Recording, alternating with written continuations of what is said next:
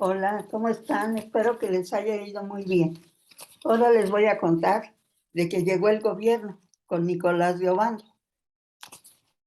Lo que pasó en la Dominicana es fundamental para entender el resto del Imperio Español, porque es la base de este mismo. La época de los primeros navegantes de Cristóbal Colón y Américo Vespucio fue de exploración. Aunque Colón tuvo el nombramiento de virrey, no supo ejercer su cargo. Ante las quejas, la corona envió a Francisco de Bobadilla como juez y gobernador de la Española, hoy la Dominicana. Estos muy buenos gobernantes, muy buenos navegantes. Américo Vespucio nunca fue obviamente llamado a ser gobernante, pero Cristóbal Colón sí y no pudo. Cuando digo a la corona me refiero a Isabel la Católica, porque recuerden que era de la corona de Castilla, América, toda América. Entonces, pues Fernando se va a meter porque ella se muere, pero ella es la que al principio decide.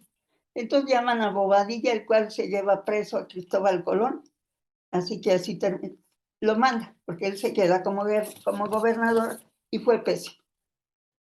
Está 2 años y como las cosas no funcionan, entonces mandan a Nicolás de Obando. En realidad la corona estaba muy preocupada porque no podían crecer. Descubrimientos y conquistas hacían urgente la formación de un gobierno que metiera orden, evitara abusos, terminara con el caos, propiciara el desarrollo y se encargara de que la corona conservara sus conquistas. 300 años fueron gobernantes de un continente que no conocieron. Pero ¿qué tal las estructuras? Es así. Bueno, entonces tenían que conservar sus conquistas, evangelizar, acrecentar su poder y recibir sus ingresos. Para las Indias, como todavía llamaban entonces a las islas del Caribe, la solución se llamó Nicolás de Obando. En 1502, una década después de la llegada de Colón al Nuevo Mundo, zarpó de Sevilla la flota más grande jamás vista y llegó a la Española. A bordo viajaban Obando, que fue el encargado de organizarla, y llevaba los nombramientos de gobernador y administrador. Nicolás de Obando nació en 1460 y murió en 1511. Era hijo del capitán Diego Fernández de Cáceres y Obando y de su primera esposa, Isabel Flores de las Varillas, dama de la reina Isabel. Eso permitió que Nicolás fuera amigo de Juan, el príncipe heredero, que inoportunamente murió de tuberculosis en 1497. Y al menos, pues, de Obando se quedó con la confianza de la reina que lo vio crecer. Los objetivos de su majestad y por tanto de Obando eran claros. Primero, evangelizar a los nativos de las Indias y facilitar la labor religiosa de la iglesia con el resto de la población, la que se fuera formando, española, mestiza, lo que fuera. Dos, ordenar la administración. 3, desarrollar la economía básica de la española, sobre todo actividades agropecuarias y mineras. 4, ordenar la explotación de los recursos naturales. 5, crear ciudades de corte castellano que favorecieran tanto el desarrollo político y económico de la isla como su control militar. Y 6, establecer estructuras sociopolíticas y administrativas. Bueno, con esos objetivos, Obando organizó su flota.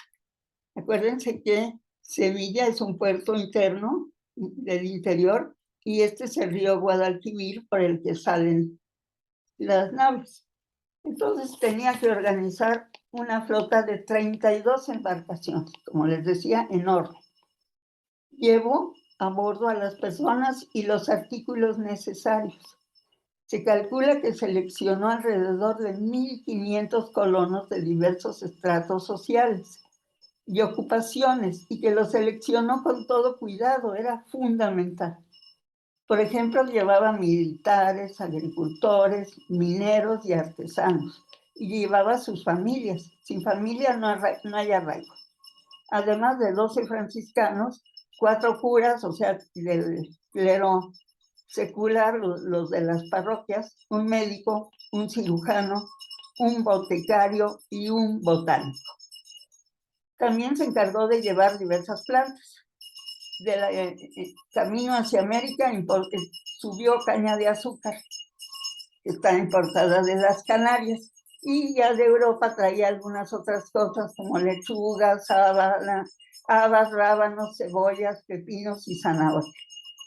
Además, trajo ganado bovino, caballar y porcino, y cabras y demás cosas seguramente, y sobre todo, muy importante, eran 6 bueyes de labor.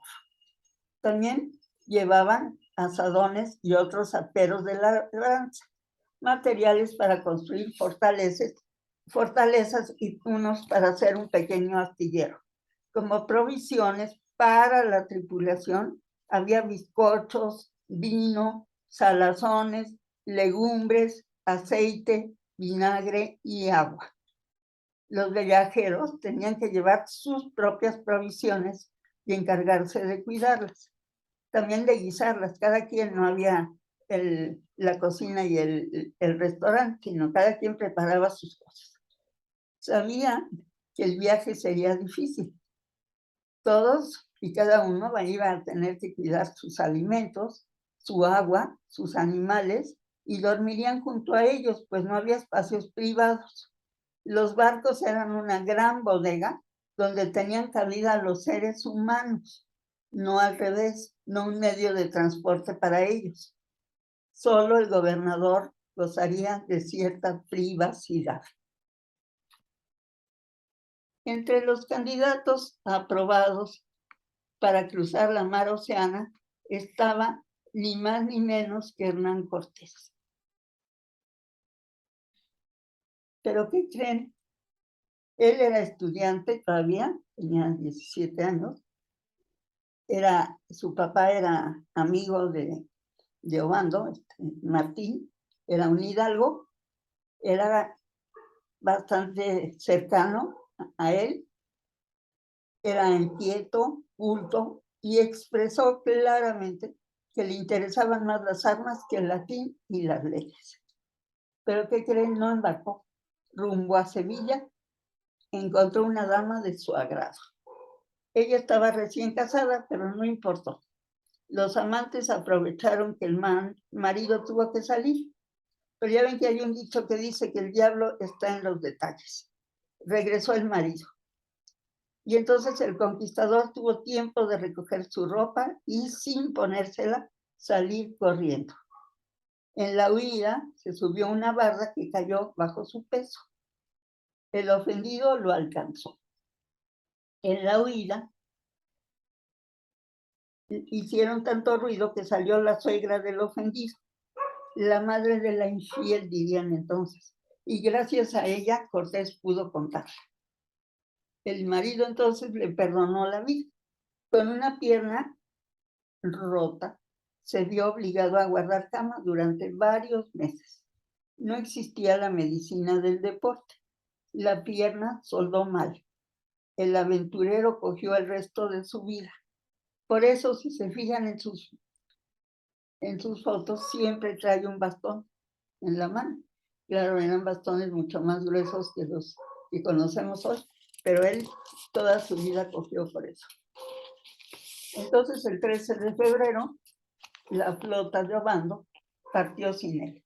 A bordo iban Bartolomé de las Casas, que no hay ninguna foto de él, que al menos no encontré, sin su hábito de dominico, pero cuando se fue a la Española aún no era sacerdote, y Francisco Pizarro, y otras muchísimas personas. Llegaron a la Española el 15 de abril de 1502. Obando sustituyó a Bobadilla, quien le entregó el puesto, pero no llegó a España. La flota que salió y luego naufragó en el Canal de la Mona, que separa a la Española, perdón, estoy señalando una isla que todavía no viene al caso, que es Cuba. Esta es la Española, entonces zarparon de Santo Domingo y aquí les agarró un huracán. Este canal de la Mona es el que separa a la Dominicana de Puerto Rico, o a la Española, como le decían entonces. Cuenta la leyenda que ese 11 de julio de 1502 se cumplió el vaticinio de Cristóbal Colón. Le profetizó a Bobadilla una muerte huracanada. Tras el huracán, Obando mudó Santo Domingo, una de las 4 poblaciones que ya estaban fundadas, y además después hizo otras 11 poblaciones.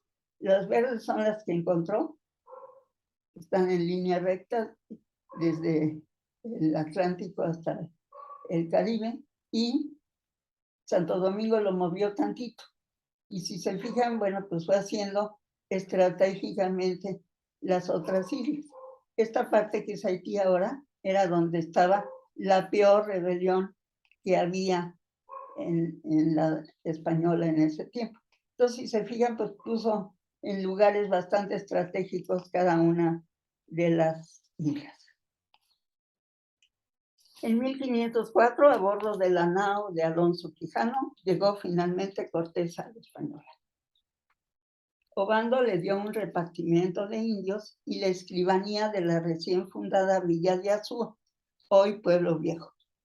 Le fue muy útil a su protector, sobre todo para sofocar las rebeliones indígenas, la más importante de las cuales era la del cacicazgo de Jaragua, como ven, el actual Haití, que esos desde ya platicamos que fueron los que mataron a los españoles que había dejado Colón porque se le encalló la Santa María. Y entonces desde el segundo viaje ya estaban en pie de guerra, en el tercero también, aquí que es en el Inter, pues Obando tiene que acabar con esa rebelión. Ahí le ayudó Hernán Cortés y muchos otros de los que estaban ya viviendo en la isla. Ella era pues, la reina, la hermana del cacique que ya había muerto. Aquí iba muy paseada, pero era de veras de armas tomar, y los indígenas pues iban con ella, y la lucha era a sangre y fuego. Finalmente, pues ganaron los españoles, y tras un juicio sumario fue ahorcada la cacique Anacanoa. Echar a andar la economía requería de mano de obra esclavizada. Era imposible con los taínos hacer lo suficientes cosas. La reina había prohibido su esclavitud, salvo los que se levantaran contra la corona, pero pues esos eran súper aguerridos. Además de que las rebeliones y las epidemias estaban reduciendo la población día con día. Fíjense, en el Caribe hay 2 grupos, digamos, de indígenas: los taínos y los caribes, que son los que le dan nombre a las Antillas, como ellos le pusieron.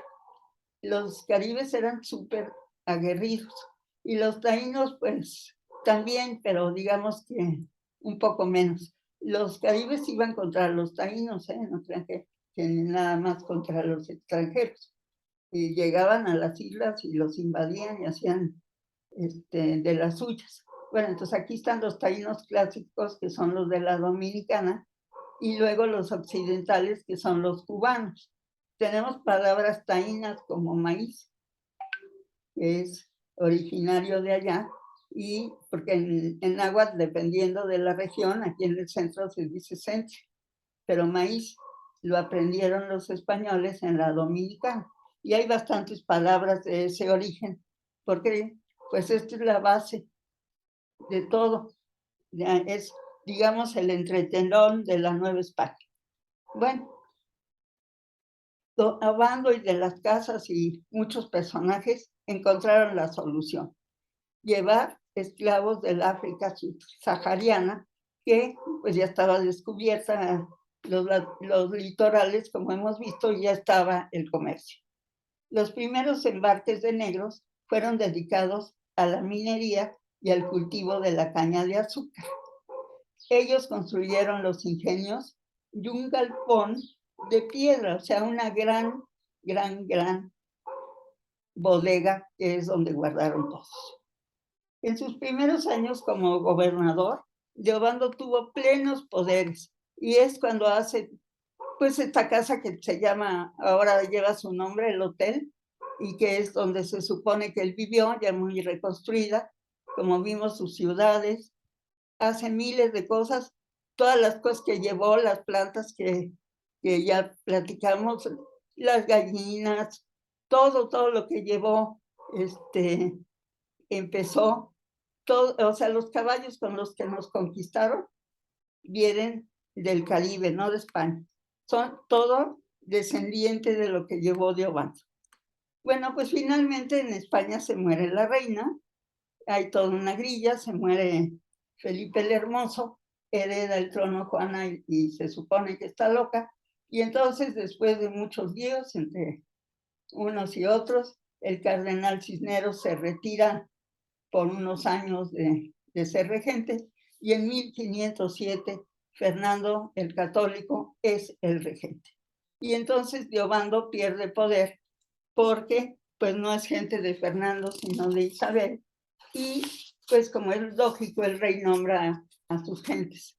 Y entonces nombró para asuntos de la India, de las Indias, al obispo Juan Rodríguez de Fonseca, que no se lleva para nada con él.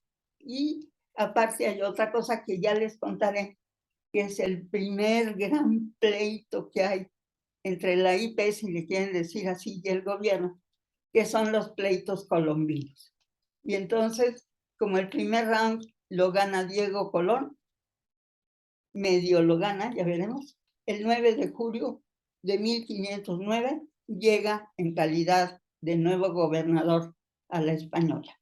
Y entonces, pues Deobando tiene que regresarse a España. Él fue súper útil a la colonia y la corona sí le recompensó. No crean que iban a tratar mal a todo el mundo, porque entonces no hubiera obviamente progresado la conquista. Entonces, tiene un breve juicio de residencia, como se hacía siempre que un alto funcionario dejaba su puesto, fue sometido a él, regresó a España y de entrada lo nombra Fernando comendador mayor de la Orden de Alcántara. Estas órdenes son las órdenes militares más importantes de España, y entonces él es de Alcántara, que es esta orden. Como gobernador, bueno, perdón, antes que se me olvide, durante una reunión de la orden en Sevilla, se murió repentinamente Deobando el 29 de mayo de 1511.